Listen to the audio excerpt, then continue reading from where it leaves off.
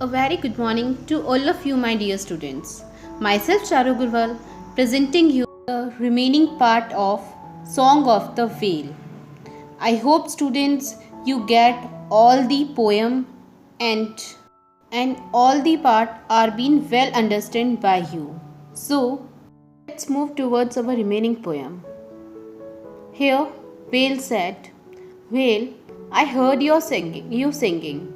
अब ऑथर यहाँ पे वेल को बोल रहा है, वेल, मैं तुम्हें सुन सकता हूँ, तुम्हें गाते हुए सुन सकता हूँ, तुम्हें रोते हुए सुन सकता हूँ, तुम्हें हर प्रकार से सुन सकता हूँ। तुम्हारी जो आवाज़ है वो मेरे कानों तक भी पहुँच रही है। तुम जो अपनी लाइफ को लेके रो रही हो, इतना ज़्यादा ग्रेविंग कर रही हो, इतना ज़्यादा सैड हो रही हो, मुझे पता है कि तुम पल पल मर रही हो। ये सब चीज़ें कौन बोल रहा है? हमारा पोइट बोल रहा है, क्योंकि वो बहुत ज़्यादा अटैच्ड है किससे? नेचर से। इस वजह से वो बोल रहा है कि जो एनिमल्स हैं वो क्या है, बहुत ज़्यादा ग्रीविंग कर रहे हैं, मतलब सैड हो रहे हैं। नेक्स्टली वो ये भी बोल रहा है, सिंगिंग टू योर काइंड, मतलब तुम अपनी दया में, मतलब इंसान तुम्हारी हत्या कर रहा है फिर भी तुम गा रही हो। और जो उसके गाने के पीछे जो रस है वो क्या है? करुणा का रस है। ठीक है, आप नॉर्मली हिंदी में पढ़ते हो। ओके, तो सिंगिंग टू योर काइंड, मतलब तुम गा रही हो पर फिर भी इसमें क्या लग रहा है मुझे? तुम्हारा रोना नज़र आ रहा है, तुम्हारी क्राइंग नज़र आ रही है। मतलब हम कैसे तुम्हारी हत्या कर सकते हैं? How we would use your dying, मतलब हम तुम्हारी हत्या कैसे कर सकते हैं? हम खुद के आराम के लिए तुम्हें कैसे मार सकते हैं? मनुष्य इतना ज़्यादा गिरावा, इतना ज़्यादा सेल्फिश कैसे हो सकता है? अपने स्टैंडर्ड ऑफ लिविंग को बढ़ाने के लिए मनुष्य ऐसा क्यों कर रहा है? We will never let you be, हमें ऐसा नहीं करना चाहिए। ऑथर बोल रहा है कि हमें किसी को दुख पहुंचा के खुद सुखी कभी नहीं होना चाहिए। वो वेल से पूरे मनुष्य जाति की तरफ से क्षमा मांग रहा है कि हम लोगों को ऐसा नहीं करना चाहिए, तुम्हें मार के हमें हमारी नीड्स को पूरा, हमारा स्टैंडर्ड नहीं बढ़ाना चाहिए। हमारा जो लिविंग स्टैंडर्ड हम तुमको मार के बढ़ा रहे हैं, वो चीज़ें हमें शोभा नहीं देती है, हमें ऐसा नहीं करना चाहिए। पर फिर भी इंसान कहाँ मानता है? नहीं मानता है। चाहे गवर्नमेंट, चाहे कोई भी उस पर कितना भी बैन लगा दे, पर इंसान नहीं सुधर सकता है। चाहे वो गवर्नमेंट हो, चाहे वो इंसान खुद हो, नहीं सुन सकता है।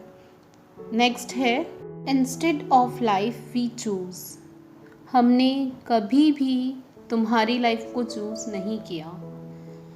किट राइट बोल रहे हैं यहाँ पे, इस लाइन से वो ये समझाना चाहते हैं, वो वेल को ये बोल रहे हैं कि वेल, हमने कभी भी तुम्हारी लाइफ के बारे में कभी नहीं सोचा, हमने सिर्फ हमारी ही लाइफ के बारे में सोचा। हम इतने ज़्यादा स्वार्थी हो गए कि हमें तुम्हारी लाइफ, तुम्हारी ज़िंदगी के बारे में कुछ पता ही नहीं रहा। हमें तुम्हारी सैडनेस के बारे में, तुम्हारे क्राइंग के बारे में, तुम्हारे स्नोरिंग के बारे में कुछ नहीं पता रहा। हमने सिर्फ हमारे बारे में सोचा, हमारी लाइफ के बारे में सोचा, सिर्फ और सिर्फ हमारे लिए हमने काम किया, और जो भी हमने किया सिर्फ हमारे लिए किया। हमने कभी भी तुम्हारे बारे में, तुम्हारी लाइफ के बारे में कुछ भी नहीं सोचा।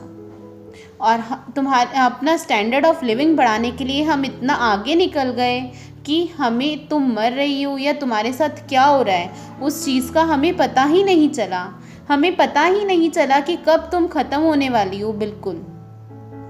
तो यहाँ पे राइटर को बहुत ज़्यादा दुख हो रहा है और बहुत ज़्यादा गिल्टी फील हो रही है अपने खुद के ह्यूमन बीइंग होने पर, क्योंकि एक तरह से वो भी इसी चीज़ के अंदर आ रहा है।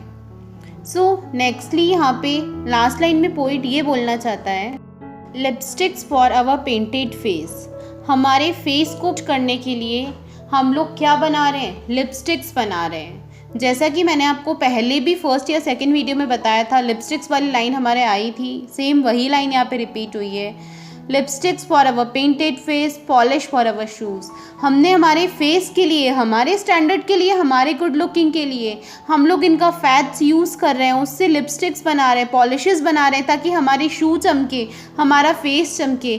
पर उसके पीछे अगर हमारा हार्ट अगर बहुत ख़राब है तो वो नहीं दिख रहा है। हम वेल की अननेसेसरी क्या ले रहे हैं? लाइफ ले रहे हैं। ठीक है, फिर भी हमें बिल्कुल भी शर्म नहीं आ रही है। तो स्टूडेंट्स, ये हमारी पोयम थी। आई होप आपको समझ में आई होगी। Thank you, be happy.